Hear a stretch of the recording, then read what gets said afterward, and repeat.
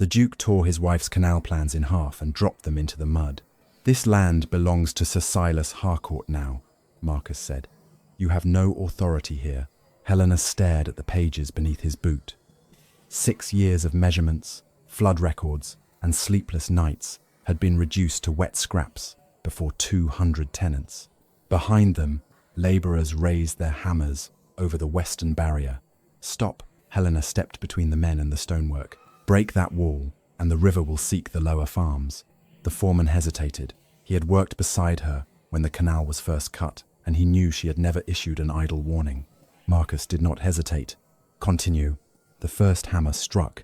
A crack travelled through the stone like a pistol shot. Several tenants flinched. Helena did not. She turned toward her husband, though the tremor in her fingers betrayed what her face refused to show. "My father taught me to read water before I could read Latin. The pressure beneath this bank is already too high, and Harcourt's surveyor says otherwise." His surveyor examined it for one afternoon. He also offered enough money to prevent Wycliffe from defaulting before Christmas. At that, murmurs moved through the crowd. Marcus's jaw tightened. Helena understood the warning in his eyes. The estate's debts were not to be spoken of before the tenants, particularly the debts he had inherited and then deepened through disastrous investments in Harcourt's shipping ventures. Sir Silas stood several paces away beneath a black umbrella. He was nearly 50, silver-haired and immaculately dressed, with the calm expression of a man watching someone else lose a battle he had arranged. "The canal consumes 30 acres of valuable land," Harcourt said. "Once it is filled, those acres can grow wheat." "Ah, not after the first heavy rain," Helena replied. His smile remained fixed. "Then perhaps your grace should pray for a dry autumn." Another hammer fell. This time, a section of the barrier collapsed. Water surged through the opening and spread across the dismantled channel. The workers cheered nervously, mistaking movement for success. Helena looked beyond them toward the older trees. The current bent sharply where it should have run straight. Something beneath the ground was drawing it eastward. A hidden drain, perhaps, or a cavity. She knelt and pressed her palm to the mud. A faint vibration moved beneath her skin. "What are you doing?" Marcus demanded. "Listening. To moat? To water moving where no water should be." Harcourt's umbrella tilted slightly. It was the first break in his composure. Helena noticed. Marcus caught her arm and pulled her upright. Once, his touch had steadied her. Now it felt like a public restraint. "You have opposed me at every step," he said quietly. "You delayed the transfer, frightened the tenants, and accused my creditor of fraud without proof. I asked you to inspect his figures. You asked me to trust your judgment over my own. No, I asked you to look." For one brief moment, pain crossed Marcus's face. It vanished when Harcourt approached. The creditor held out a leather folder bearing the Wycliffe seal. "One final signature, Your Grace. It confirms that the Duchess relinquishes all authority over the canal works." Helena looked at her husband. "You cannot relinquish what belongs to my marriage trust. The land belongs to the estate. The canal does not. My dowry paid for its construction." Marcus's expression hardened.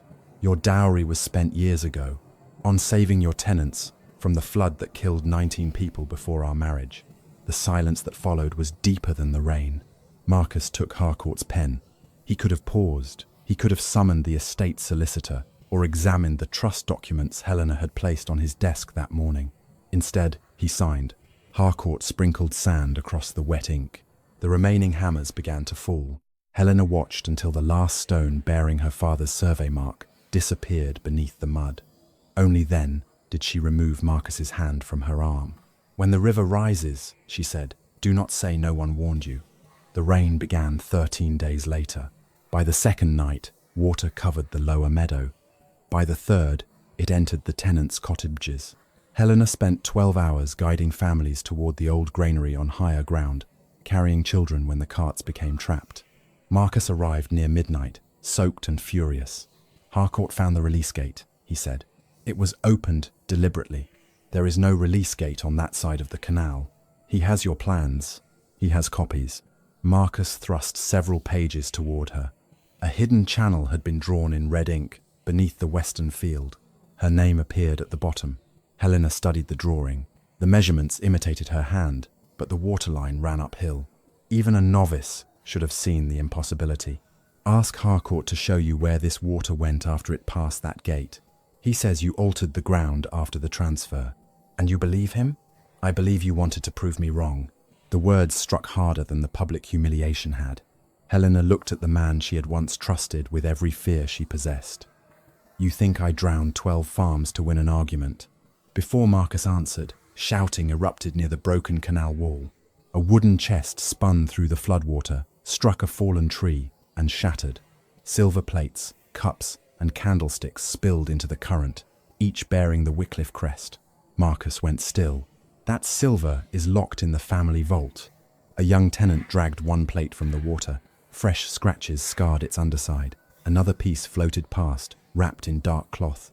Helena caught it with a hooked branch. The cloth unfolded in the current. It was a servant's coat, and the collar was stained with blood. Lightning flashed over the collapsed embankment.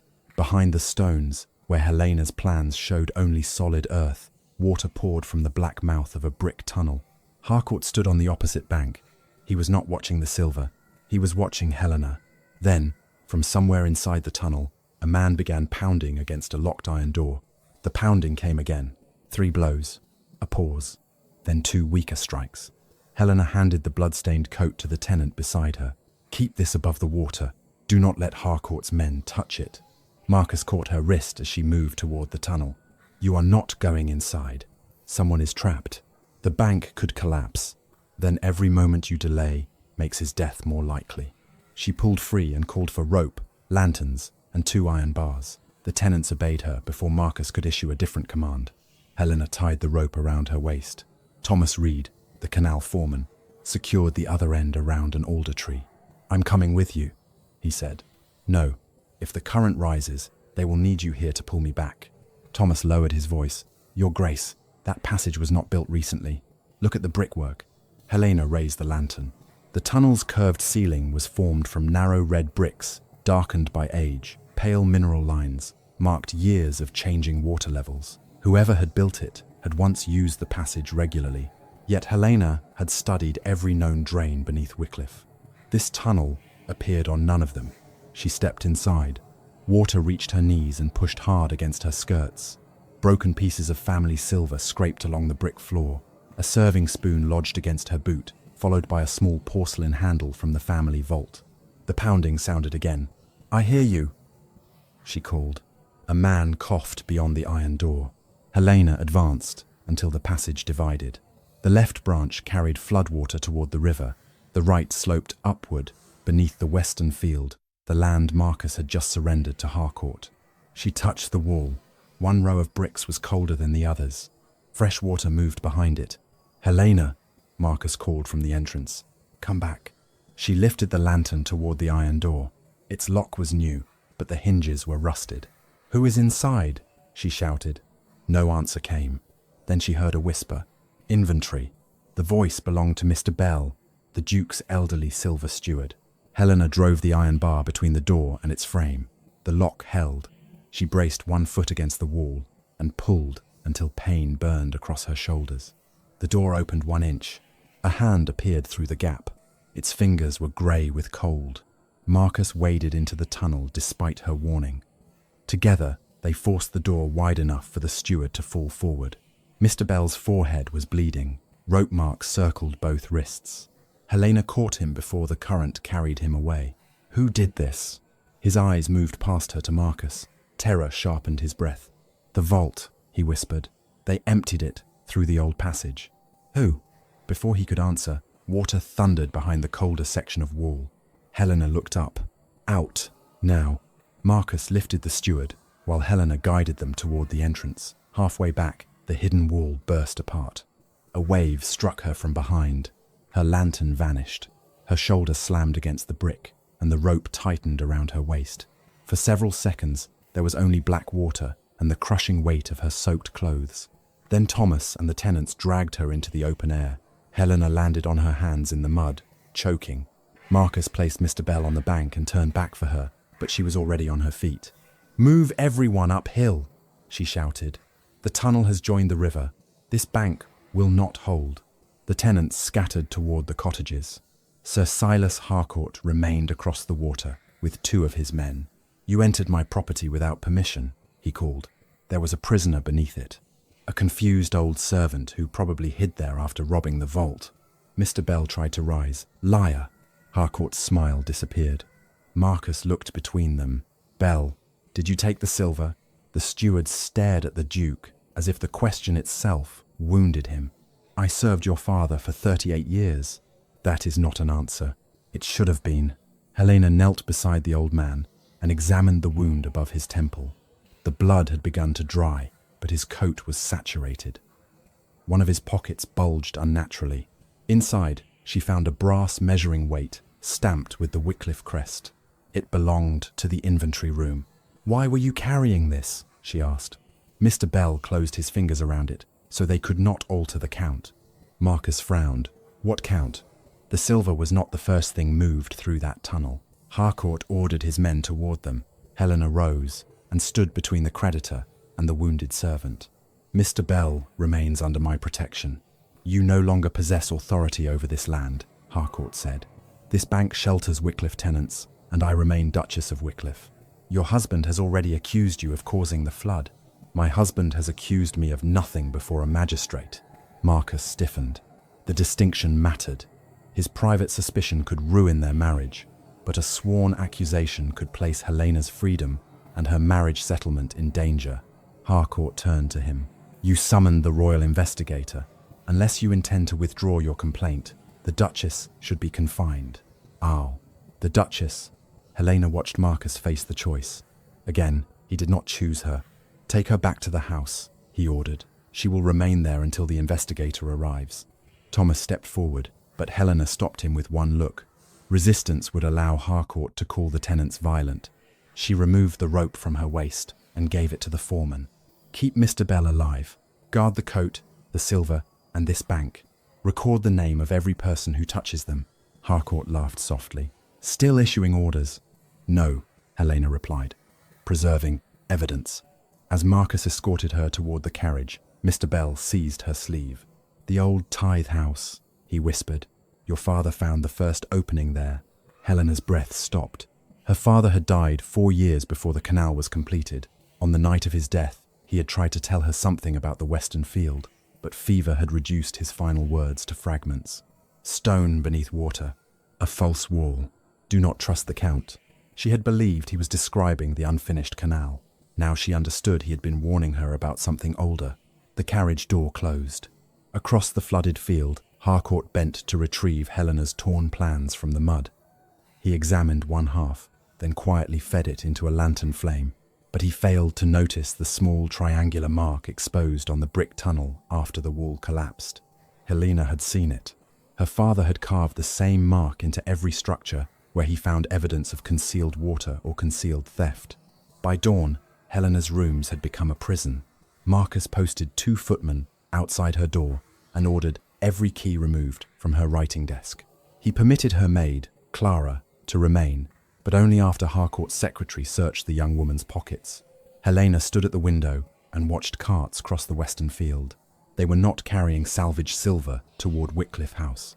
They were moving sealed crates toward Harcourt's warehouse beside the river. Count them, Helena said. Clara wiped condensation from the glass. 7 carts. 8. One passed before sunrise. What do you think is inside them? Something Harcourt fears the flood will expose. Helena opened the wardrobe and removed the hem from an old riding cloak. Sewn inside it was a narrow strip of linen marked with distances, gradients, and water depths. Her father had taught her never to keep the only copy of a survey on paper. Clara stared at it. You memorized the canal? I measured it. The linen showed the western field before construction. Helena traced the original riverbank until she found the place where the tunnel had appeared. The old tithe house stood less than a quarter-mile away. A knock sounded. Marcus entered without waiting for permission. Mud stained his boots, and he had not changed since leaving the river. For one foolish moment, Helena remembered other nights when he had returned exhausted from estate business and rested his head against her shoulder. She crushed the memory before it weakened her. How is Mr. Bell? Alive? And the evidence? Harcourt has taken possession of the silver because it surfaced on his land. You allowed that? He holds the deed.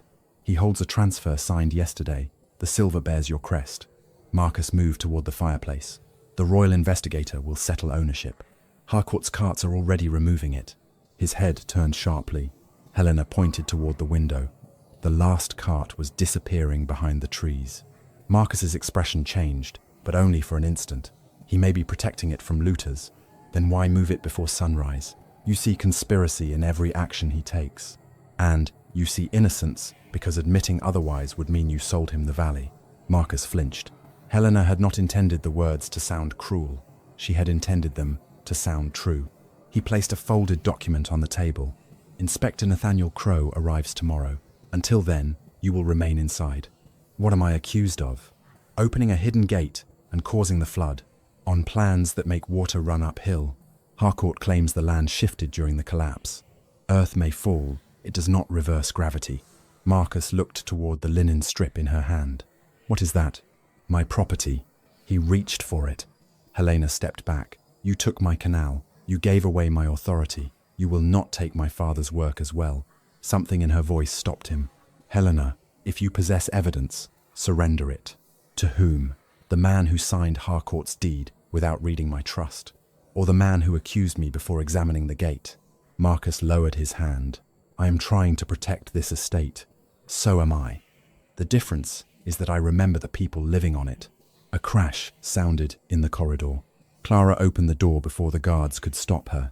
Harcourt's secretary stood outside with 2 servants and a broken wooden box at his feet. An accident, he said.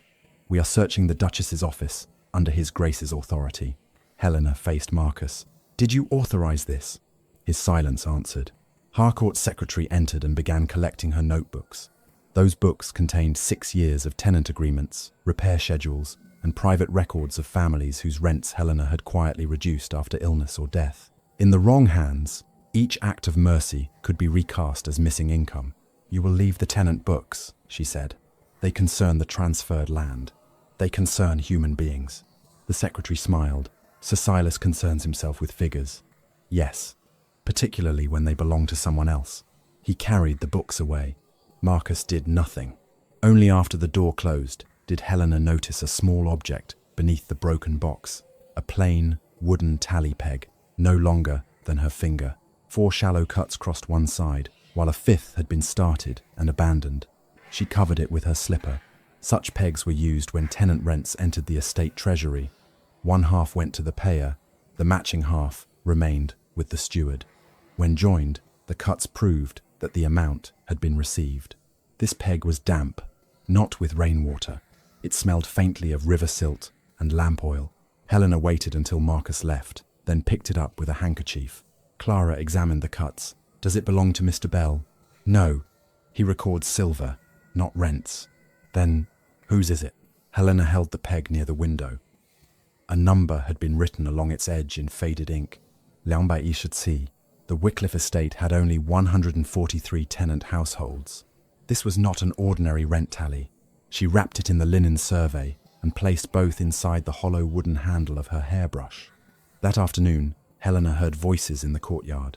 A widow named Mrs. Finch stood below with 2 young sons. Harcourt's men were unloading the family's furniture into the rain. Helena pushed open the window. What is happening?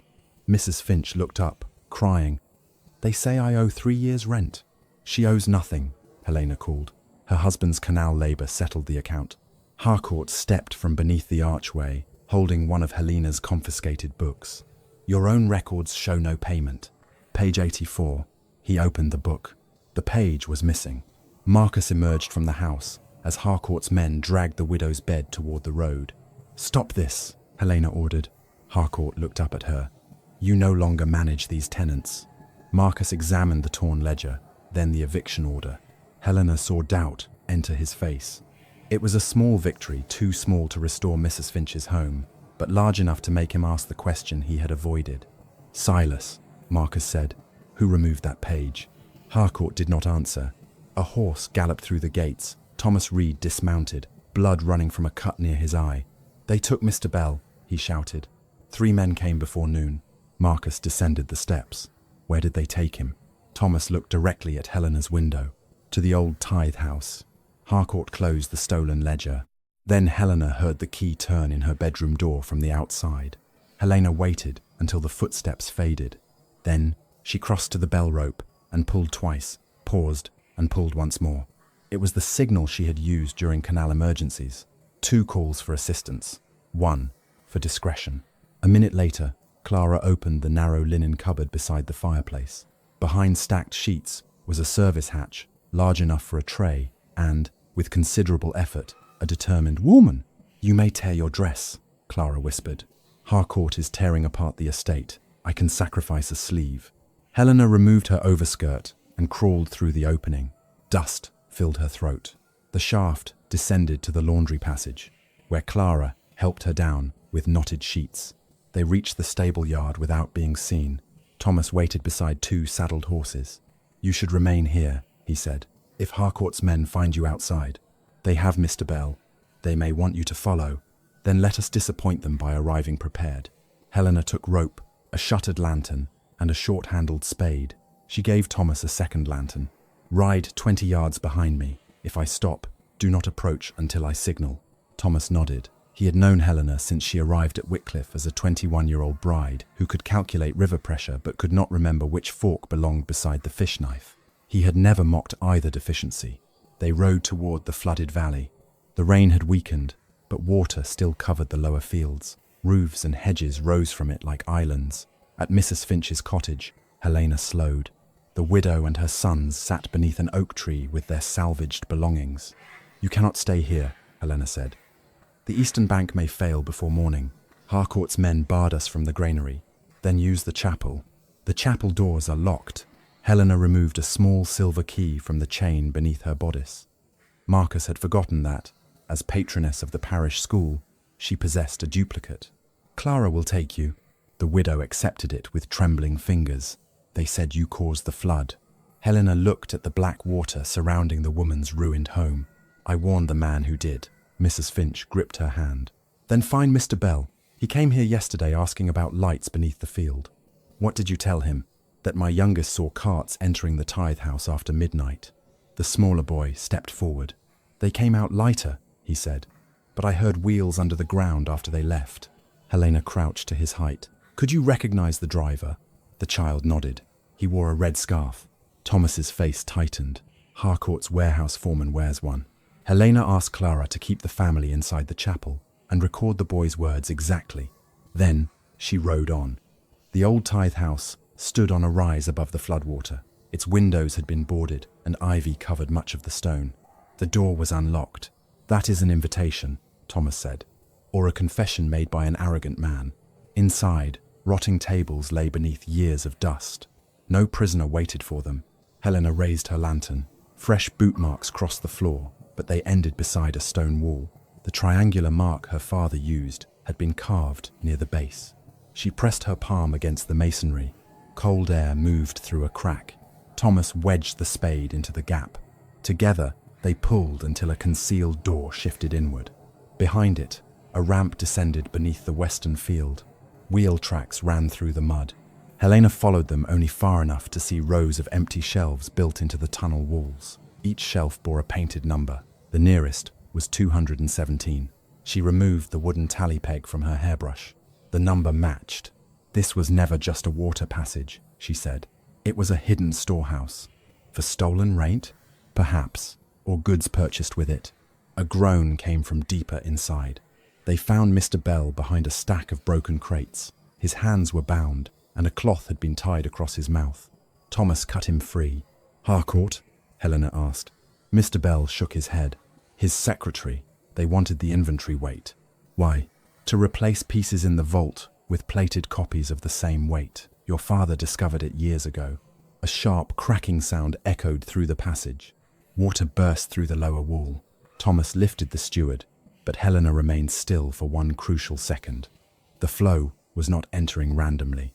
Someone had opened a sluice farther uphill. "Harcourt means to drown the tunnel," she said, "and us with it." They hurried up the ramp. As Thomas carried Mr. Bell outside, Helena saw water spreading toward the chapel. Mrs. Finch and her sons were directly in its path. Helena mounted and rode toward the unfinished embankment. Only one structure could redirect the surge, the temporary earth ridge Harcourt's men had built beside the demolished canal. She found their abandoned tools and began cutting through it. Thomas shouted after her, "That will send the water across Harcourt's wheat field. It will save the chapel." The spade tore into wet earth. Thomas joined her. When the ridge finally broke, water rushed away from the village and spread across Harcourt's newly planted acreage. By the time Marcus arrived with a dozen riders, the chapel was safe. Harcourt's field was gone. Sir Silas surveyed the damage, then pointed at Helena. "She has destroyed my crop deliberately." Marcus dismounted. "She also saved 40 people, by flooding land legally transferred to me." Helena stepped between them, mud covering her dress. "Someone opened the hidden sluice while we were inside the tithe house." Harcourt turned to the gathered tenants. "Her Grace discovered the danger because I sent men to inspect the passage. She then ignored my orders and cut the bank." Helena stared at him. He was stealing credit for the rescue while accusing her of the cost. Marcus looked toward Mr. Bell. "Can you confirm what my wife says?" The steward tried to speak, but blood rose on his lips. Thomas caught him as his knees failed. Helena placed the wooden tally peg in Marcus's palm. "Number 217. It matches a shelf inside the tunnel. Your rent ledgers list only 143 households. Ask Harcourt what the additional numbers represent." Harcourt's secretary stepped forward. "They represent storage spaces rented to merchants, entirely lawful." "Then produce the contracts," Helena said. "I will." "No, produce the matching half of this tally." Silence fell. Every tally peg had a twin. Marcus looked from the wood in his hand to the concealed entrance. For the first time, Helena placed proof directly before him, while Harcourt stood close enough to challenge it. Marcus had only to enter the tithe house and examine the numbered shelves himself. Harcourt leaned toward him. "If you cross that threshold, on the word of a woman already accused of sabotage, my creditors will call every Wycliffe debt before sunset." Marcus's fingers closed around the tally peg. Helena waited to see whether her husband would finally choose the truth when believing it carried a price. Marcus stood before the entrance to the tithe house with the tally peg in his hand. He needed only to take 12 steps.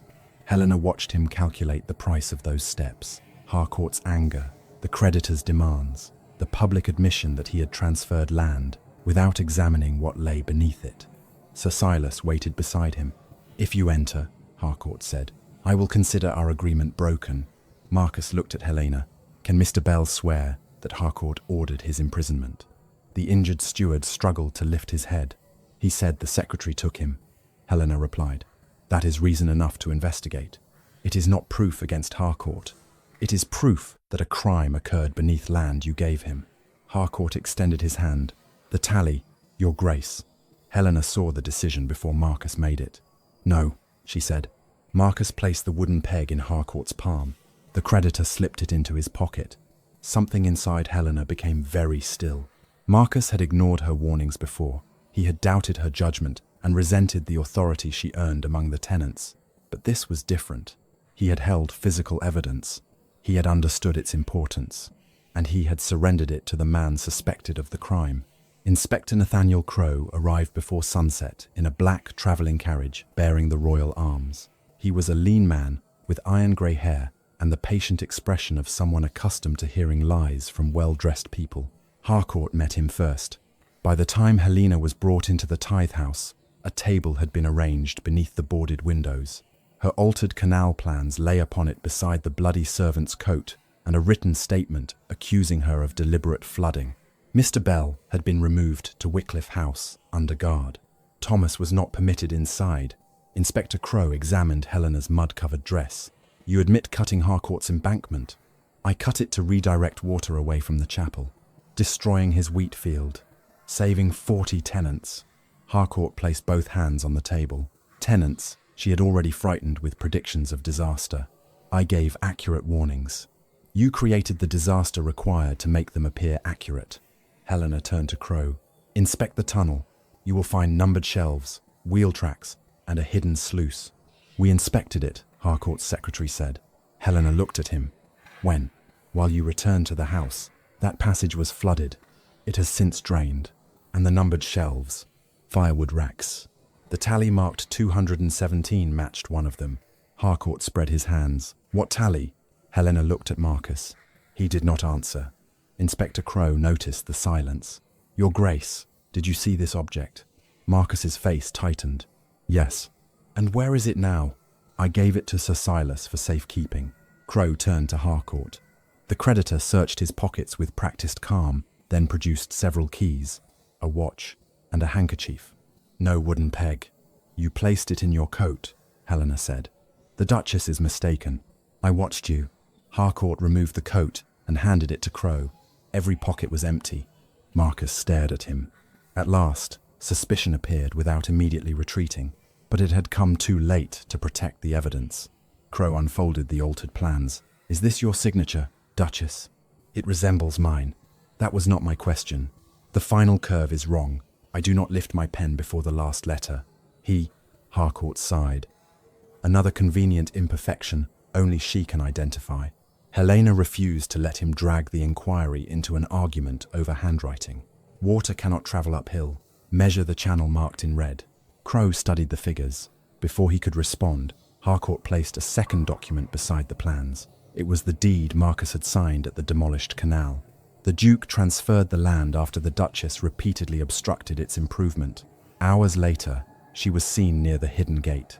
Then my field was deliberately flooded by her own hand. I was inside the tunnel rescuing a prisoner who once controlled the missing silver. The door opened. 2 constables carried in a locked chest recovered from the river. Inside lay 6 silver plates and a bundle of rent receipts. Every receipt bore Helena's initials. Inspector Crow lifted one. These record payments never entered the estate accounts. They were taken from my books. Your books contain missing pages. Because Harcourt's secretary removed them. The secretary looked wounded by the accusation. Crow turned to Marcus. Do you formally accuse your wife of sabotaging the canal and concealing estate income? Helena's heart struck once against her ribs. A private accusation could be withdrawn.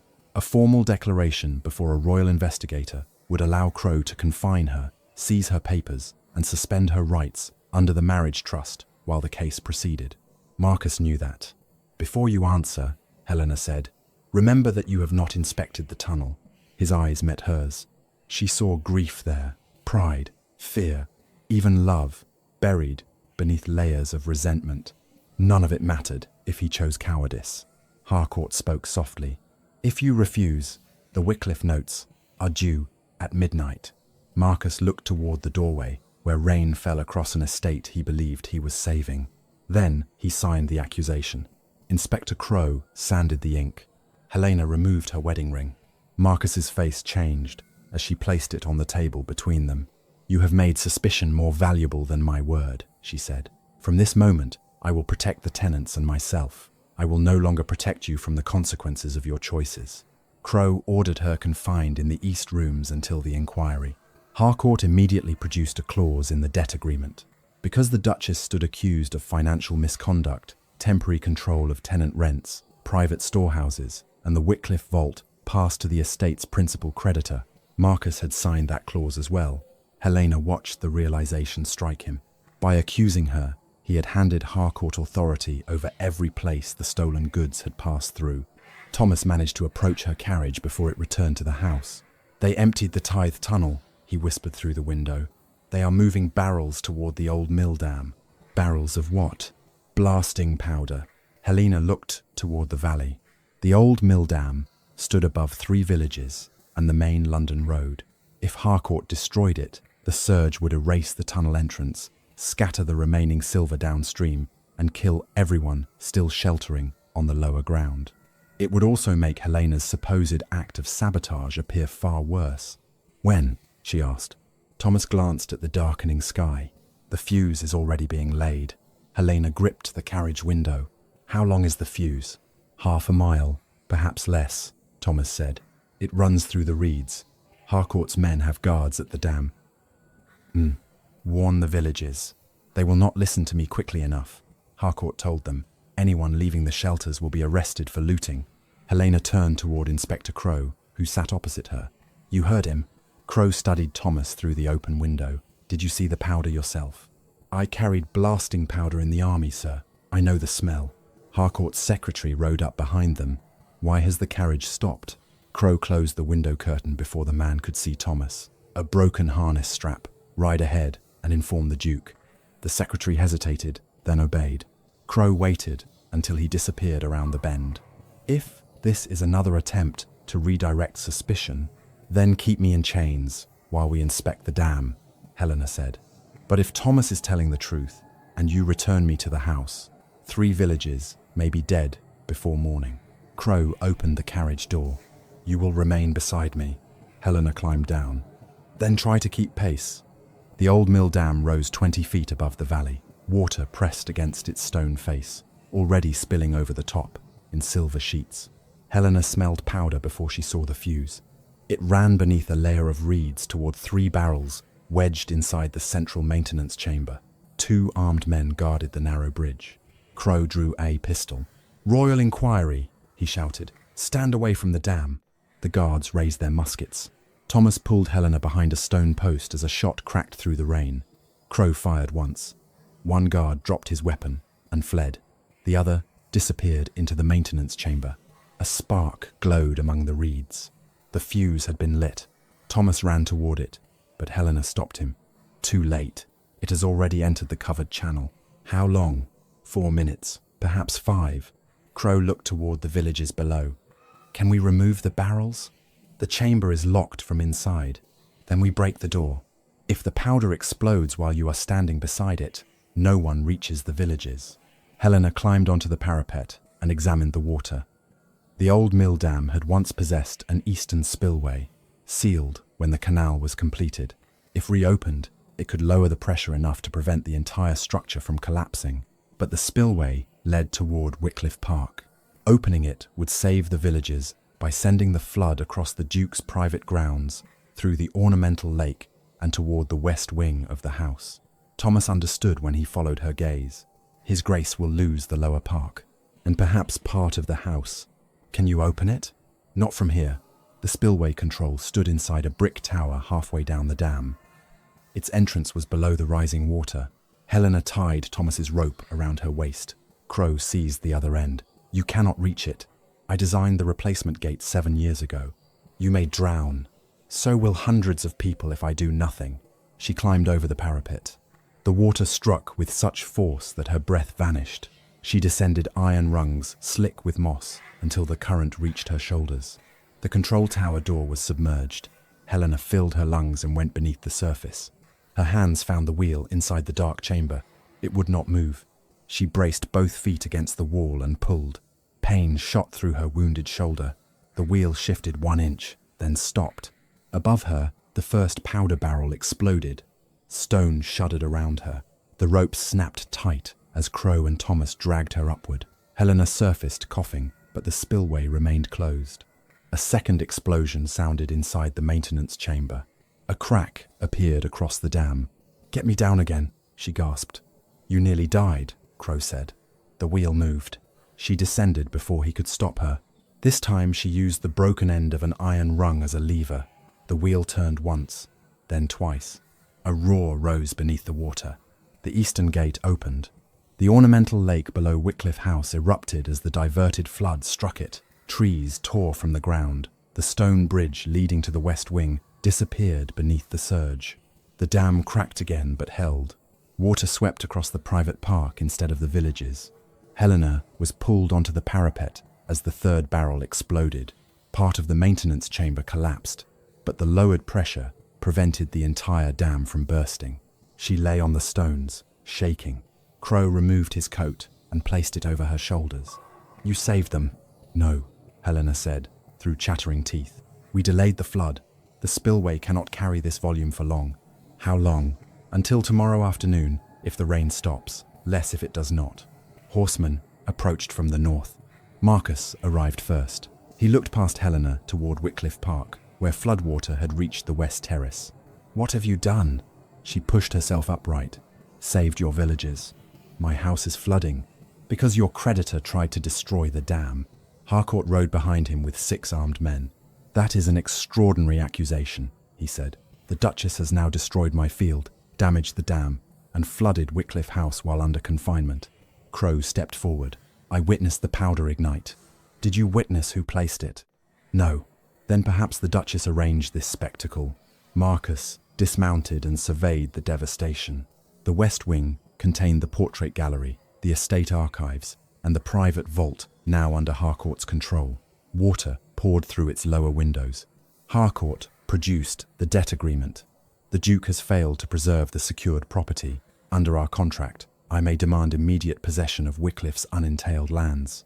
You engineered the loss, Helena said. Prove it. Marcus reached for the document, but Harcourt withdrew it. You no longer command me, Your Grace. Your wife's formal accusation placed the vault and storehouses under my authority. Your failure tonight places the private lands under it as well. I. Marcus stared at Helena. At last, the consequence was plain enough that he could not look away. By accusing his wife, he had given Harcourt the power to seize Wycliffe. A servant came galloping from the house. The west vault has collapsed, he shouted. Everything inside has been carried into the underground drains. Harcourt turned his horse toward the estate. Helena caught Marcus's arm. Do not let him reach the vault first. You told me you would no longer protect me. I am not protecting you. There are servants trapped in that wing. She faced Crow. Take your men through the northern entrance. Save everyone you can. Marcus may follow, if he obeys your orders. The Duke heard the boundary in her voice. She had once managed disasters beside him as his wife. Now he would enter as a subordinate. Helena looked down at the water pouring from the damaged spillway. Among the debris floated strips of blue paper. She caught one against the stone. It was a customs certificate for a shipment scheduled to leave Harcourt's London warehouse the following afternoon. The listed cargo was common ironware. Its declared weight matched the missing Wycliffe silver almost exactly. Harcourt was not merely hiding the stolen inheritance. He intended to melt it down and ship it out of England. Helena checked the date and departure time. They had until 2 o'clock tomorrow to prove the silver's origin. After that, the last evidence would disappear beyond the channel. Helena folded the blue customs certificate and handed it to Inspector Crow. Seal this in your evidence case. Record where it was found and who witnessed the discovery. Crow called Thomas forward. The foreman described the strip floating from the West Vault's drainage channel. Crow wrote the statement, signed it, and asked Thomas to add his mark. Marcus watched in silence. Helena no longer trusted important evidence to memory, marriage, or rank. She trusted custody. The northern entrance to Wycliffe House opened above the flooded corridor. Servants had climbed onto tables and window ledges, while water carried furniture through the rooms. Marcus started toward the vault. Helena blocked him. The servants first. The customs papers may be destroyed. Then they are destroyed. No document is worth a life. For a moment, his old impatience returned. Then, a maid screamed from the west staircase. Marcus turned away from the vault and entered the water. He carried 2 servants to safety before helping Crow break open the pantry door, where 3 kitchen boys had been trapped. Helena directed the rescue from the gallery, calculating which corridor would flood next by watching the direction of floating debris. When the last servant emerged, the vault ceiling collapsed. A wave of black water burst through the doorway. Marcus pulled Helena behind a pillar. The force knocked them both to the floor.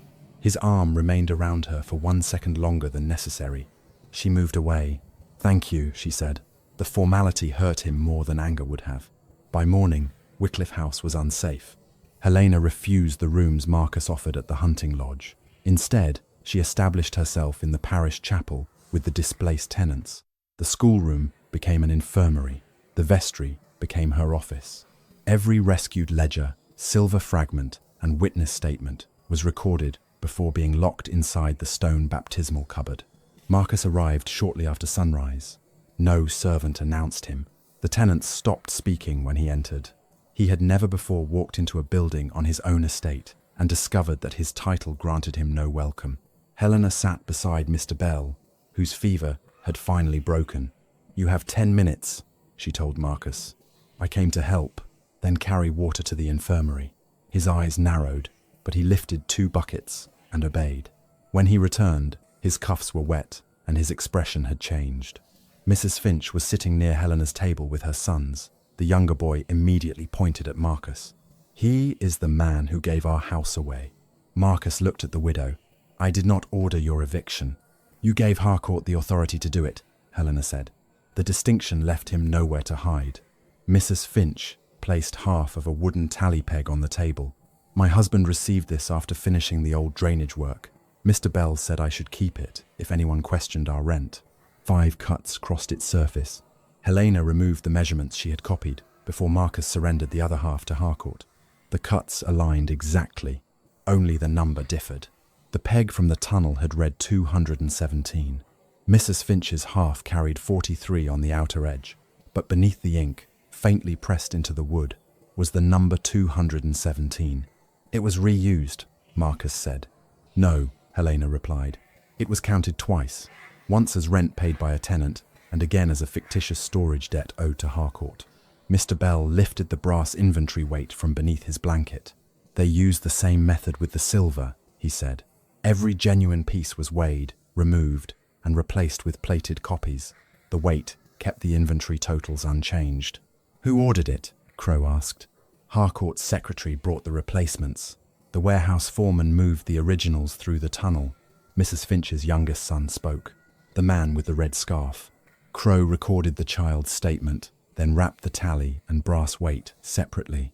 The evidence chain was no longer based on Helena's specialized knowledge alone. It now joined an ordinary tenant object, a steward's testimony, a child's observation, and Harcourt's customs certificate.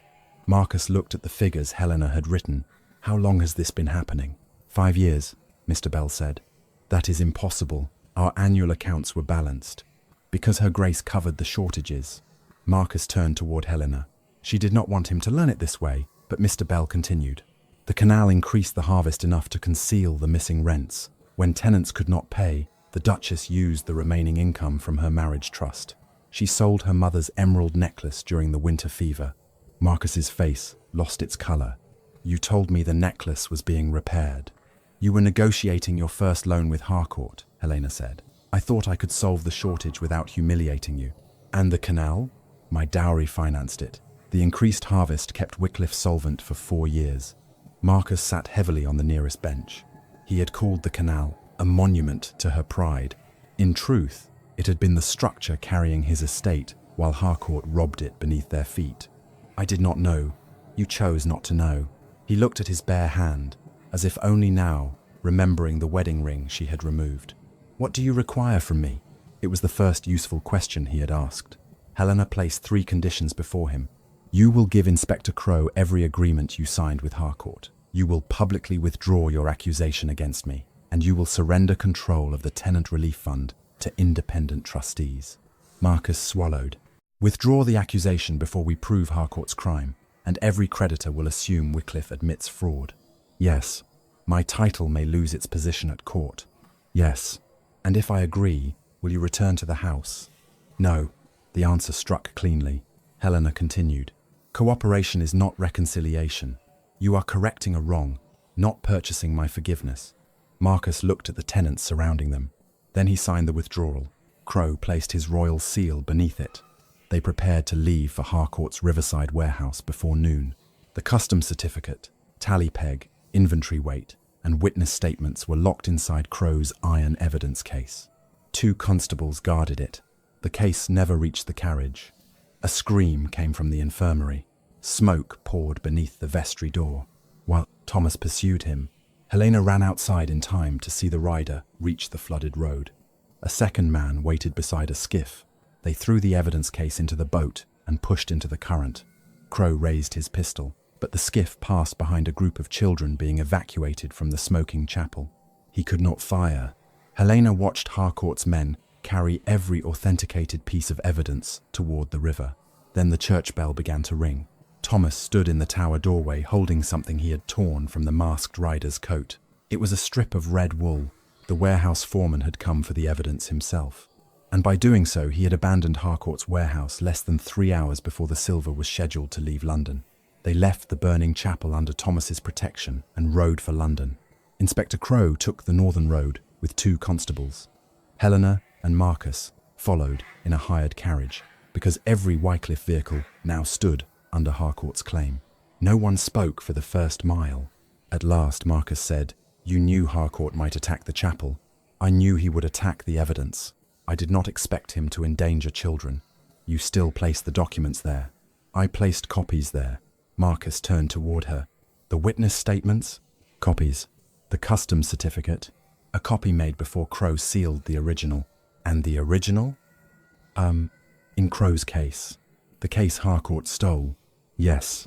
Hope left Marcus's face as quickly as it had appeared. Helena looked through the window at the swollen river running beside the road. Harcourt had taken the authenticated objects, but he had revealed the identity of the man trusted to steal them. More importantly, he had sent that man away from the warehouse at the precise hour the cargo required supervision. A careful criminal protected his property. A frightened one protected his secret. Harcourt's riverside warehouse stood behind a row of coal yards near Blackfriars Bridge. Smoke rose from its tall chimney, despite the mild afternoon. They arrived at 1 o'clock. The doors were open. The building was empty.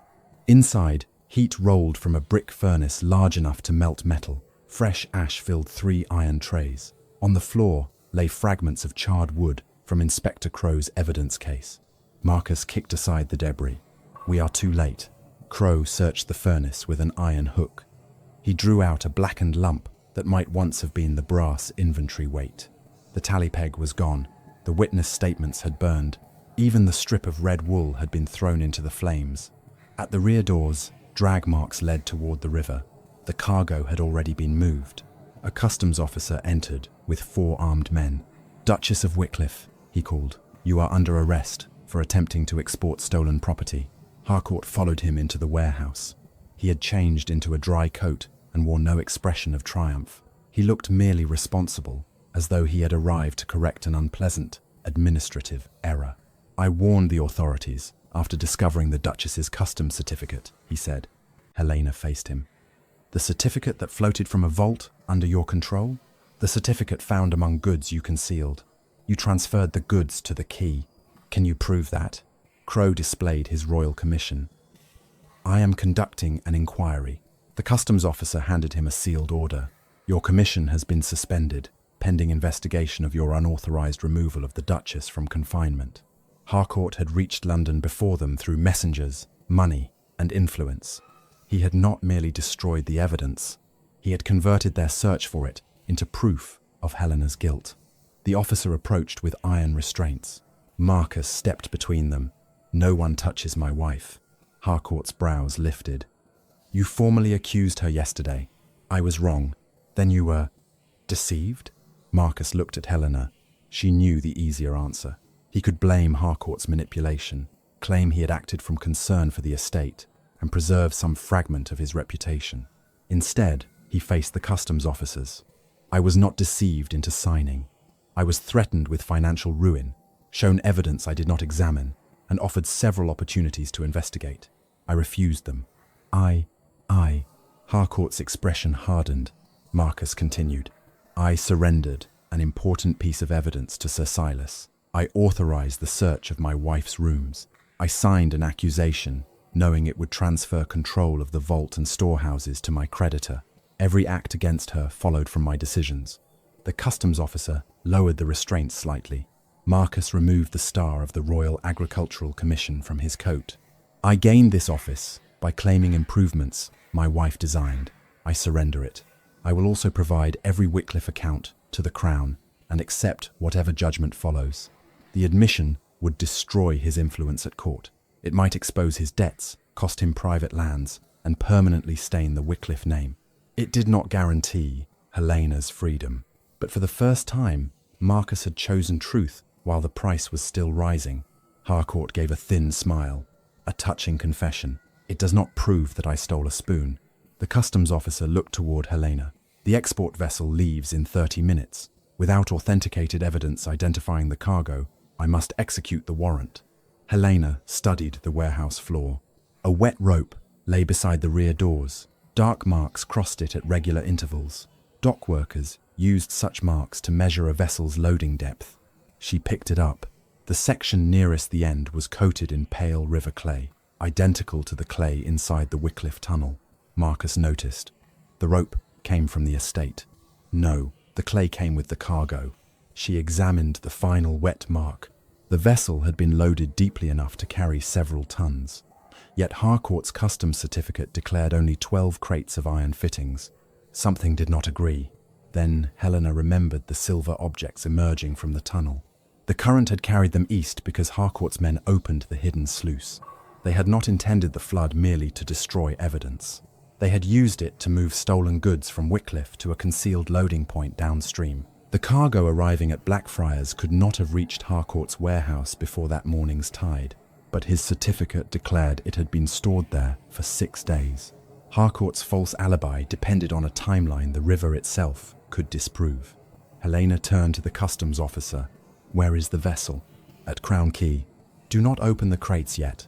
Harcourt laughed. "Why delay the inspection that will clear my name?" "Because I do not intend to ask what is inside them." She held up the marked rope. "I intend to ask Sir Silas when they arrived." Crow understood first. A statement before customs becomes part of the official shipping record. "And whichever answer he gives," Helena said, "the tide marks on his vessel will prove it false." For the first time, Harcourt looked toward the door. The customs officer blocked his path.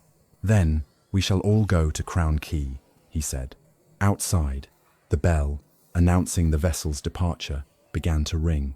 Crown Quay was crowded when they arrived. Merchants, customs clerks, dock workers, and passengers gathered around a two-masted vessel named the Resolute. 12 heavy crates stood on its forward deck beneath a tarpaulin. Each was marked Iron Fittings Antwerp. Harcourt's warehouse foreman waited beside them. The red scarf was gone, but a fresh tear crossed the shoulder of his coat. Thomas had torn it in the churchyard. The foreman saw Helena and stepped backward. Inspector Crow noticed. "Guard both ends of the quay," he ordered. The customs officer shook his head. "Your commission is suspended." "My authority may be questioned," Crow replied, "but those crates remain under customs jurisdiction." The officer considered this, then ordered his men into position.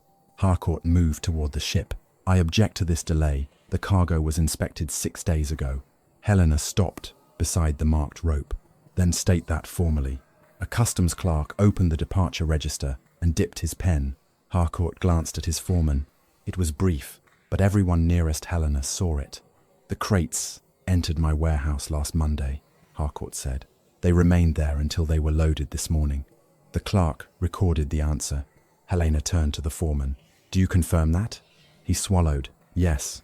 "Were you present when they arrived?" "Yes." "Were the crates opened?" "No." "The seals were intact." "What color were they?" Harcourt interrupted. "What possible relevance?" "Let him answer." The foreman looked toward the vessel. "Brown." The crates beneath the tarpaulin were painted dark green. A murmur moved through the crowd. The man corrected himself. "They were painted before loading." "By whom?" "The warehouse laborers." "Name one." He could not. Harcourt stepped forward. "My foreman does not supervise paint, but he claims he supervised the arrival." Helena asked the customs officer to examine the hull before anyone touched the cargo. They descended the quay steps together. The Resolute sat low in the water. 3 horizontal lines had been painted near the bow to show its loading depth. Above them, a fresh band of pale clay marked where the water had reached during the morning tide. Helena held the warehouse rope against the hull. Its dark intervals aligned exactly with the vessel's wet marks.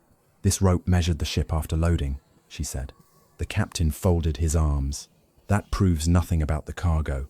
"No, the river proves when it arrived." Helena pointed to the pale clay. "The Thames, beside this quay, carries dark silt. This lighter deposit comes from the chalk bank above Wycliffe. It remains suspended for only a few hours after floodwater enters the main river." Harcourt smiled. "Now my ship is guilty because mud touched it." "Your ship was loaded while the Wycliffe flood plume was passing London this morning. If the crates had remained in your warehouse for 6 days, that clay would not be trapped beneath the loading ropes or between the lower boards." Crow removed a sample into a glass vial and sealed it before 2 witnesses. The customs officer ordered the tarpaulin removed. The 12 crates came fully into view. One corner had split. Inside, beneath a layer of iron hinges, something gleamed. Harcourt spoke quickly. "Mixed salvage, purchased lawfully from the Duchess." Helena turned to him. "When?" "Before the canal transfer." "Under what agreement?" "A private sale. My husband can confirm I had no authority to sell entailed family silver." Marcus stepped forward. "The Wycliffe plate could not be sold without my written consent. I gave none." "That proves only that your wife acted illegally." Harcourt replied. He had prepared for Marcus's denial. Harcourt addressed the crowd in a stronger voice. The Duchess removed silver from the vault to conceal years of missing rents. When I discovered the theft, she opened the canal, flooded the estate, and used the current to transport the stolen goods toward London. Her husband accused her because he knew her conduct. Now, to escape ruin, they have invented a conspiracy against their lawful creditor. It was a coherent story. Several merchants nodded. The customs officer looked at Helena. Can you disprove that the cargo belonged to you? I can prove I did not control its route. She asked for the departure register. The Resolute's cargo weight had been entered as 4 tons, 800 pounds. The figure matched the total missing from Mr. Bell's last silver inventory. Yet that inventory had never left Wycliffe House. Helena faced Harcourt. How did you know the exact weight? It appears on the customs certificate. You created the certificate. My clerk copied the figure from the crates. The crates carry no weights. Harcourt's eyes moved toward the foreman. Helena continued before he could answer. Mr. Bell kept the silver inventory in a locked cabinet. I did not possess the key. Marcus did not possess it. Only Mr. Bell and the person who took his brass measuring weight could know the precise total. Harcourt shrugged. Then Bell told my secretary. While imprisoned? He was never imprisoned. Then why did your foreman break into a royal investigator's evidence case to recover the measuring weight? I know nothing of such a case. The masked rider's strip of red wool had burned, but Thomas had seen the foreman at close range. Mrs. Finch's son had seen him driving carts into the tithe house. Mr. Bell had seen Harcourt's secretary bring the plated replacements. Crow called each witness forward. They spoke separately. Their accounts agreed. The foreman began to sweat. Harcourt turned on him. You acted without my knowledge. The man's face changed. Until that moment, loyalty to Harcourt had offered protection. Now, Harcourt was preparing to sacrifice him. Helena saw the fracture and pressed harder. Who ordered you to open the hidden sluice? No one. Who gave you the key to the Wycliffe vault? I never entered it. Then you cannot know that the internal door opens outward. The foreman answered too quickly. It opens inward. Silence fell across the quay. Helena had never stated which way the door opened. Marcus stared at the man. Crow stepped closer. How do you know that? The foreman looked toward Harcourt. Harcourt's hand moved inside his coat. A customs guard seized his wrist before he could draw the small pistol concealed there. The officer ordered the damaged crate opened. Workers removed the iron hinges one layer at a time. Beneath them lay dark wool, then several objects wrapped in oilcloth. Helena did not touch anything. Record every hand, she told the clerk. Record every layer and every seal. The first bundle was placed on the inspection table. Marcus recognized its shape. It was the ceremonial basin used at every Wycliffe christening for nearly 2 centuries. But when the customs officer pulled away the oilcloth, the basin was not there. Inside was a stack of silver ingots, stamped with an unfamiliar merchant's mark. Harcourt smiled again. Foreign silver, exactly as declared in my private inventory. For one dangerous moment, his explanation restored doubt. Then Helena noticed that every ingot bore the same tiny crescent near its edge. Her father's triangular marks, the numbered shelves, the double-counted tallies, and the false inventory weights had all led to this cargo. But the crescent belonged to none of them. She had seen it once before on the old mill dam, beside the sealed control wheel. Helena looked from the ingots to Harcourt's signet ring. The same crescent was engraved beneath its stone. She turned to the customs officer. Before you test the metal, remove Sir Silas's ring and place its seal beside the merchant's mark. Harcourt closed his fist, and Helena realized the crescent was not merely proof that he had handled the silver. It revealed who had owned the hidden tunnel before it ever passed beneath Wycliffe land. The customs officer removed Harcourt's signet ring. Beneath its dark stone was the same crescent stamped into every silver ingot. Harcourt's composure finally cracked. A merchant's mark may be copied. Then you will welcome comparison, Helena said. Inspector Crow pressed the ring into warm sealing wax. The crescent matched the ingots precisely, not only in shape, but in a tiny break along its lower curve. The floor could not have been copied by chance. Crow faced the warehouse foreman. Who stamped the silver? The man looked at Harcourt, but Harcourt no longer looked back. You are already prepared to blame him, Helena said. If you remain silent, You will face the kidnapping of Mr. Bell, the burning of the chapel, and the attempted destruction of 3 villages alone." "I did not light the powder," the foreman said. Harcourt's face hardened. "Be quiet. Come. Your secretary ordered it." The words opened the entire scheme. Harcourt's father had used the hidden tunnel decades earlier to move untaxed goods between the river and the tithe house. Sir Silas discovered the passage in old family records and reopened it after becoming Marcus's creditor. For 5 years, Harcourt's secretary duplicated rent tallies. Payments made by Wycliffe tenants were entered again as debts owed to Harcourt. The false shortages forced Marcus to borrow more heavily, while Helena unknowingly covered missing funds with her own trust income. Mr. Bell then explained how genuine Wycliffe silver had been removed piece by piece. The brass measuring weight allowed Harcourt's men to replace each item with a plated copy of equal weight. The inventory totals remained unchanged, and the originals travelled through the tunnel to his London furnace. Helena's canal threatened everything. Its western barrier pressed water against the forgotten passage. During maintenance, she would eventually have uncovered the false wall her father had marked before his death. "So you persuaded my husband to destroy it," she said. Harcourt said nothing. "You wanted legal possession of the land before the tunnel was exposed. When the demolition opened it too soon, you flooded the lower farms, altered my plans, and blamed me. The current carried part of the stolen silver toward London before your men could collect it." The customs clerk continued writing. Every word became part of the Crown's record. Marcus looked at the ingots. "And the explosion at the mill dam? To destroy the tunnel and enlarge the accusation against your wife," the foreman said. "Sir Silas meant to claim she tried to drown the estate after losing control of the canal." Harcourt lunged toward him. The guards forced Harcourt to his knees. His secretary was arrested at Wycliffe before nightfall. The warehouse foreman surrendered the keys to 2 additional storehouses containing plated replacements, forged rent records, and property seized from evicted tenants. Sir Silas Harcourt was charged with customs fraud, kidnapping, conspiracy, theft, arson, and attempted murder. His private assets were frozen pending restitution. The foreman and secretary faced separate charges, with their cooperation considered by the court. But Harcourt's crimes did not erase Marcus's choices. 3 days later, the Duke stood before the royal investigator, the tenants of Wycliffe, and representatives of every creditor involved. Helena stood apart from him. Marcus held the accusation he had signed against her. "My wife warned me that the canal protected this estate," he said. "I destroyed it because I valued my pride above her knowledge. She placed evidence in my hand, and I surrendered it to the man she suspected. I accused her publicly because the truth threatened my fortune. No one moved. Harcourt deceived me," Marcus continued. "But he could do so only because I repeatedly chose not to listen.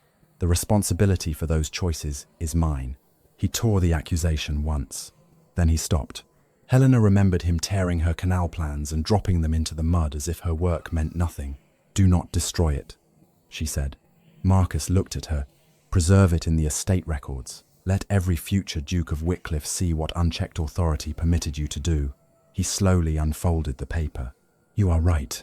The accusation was entered into the archive, beside Marcus's sworn retraction and full confession. He resigned from the Royal Agricultural Commission. His lower park and 2 unentailed properties were sold to compensate flooded tenants, rebuild their homes, and restore the harvest.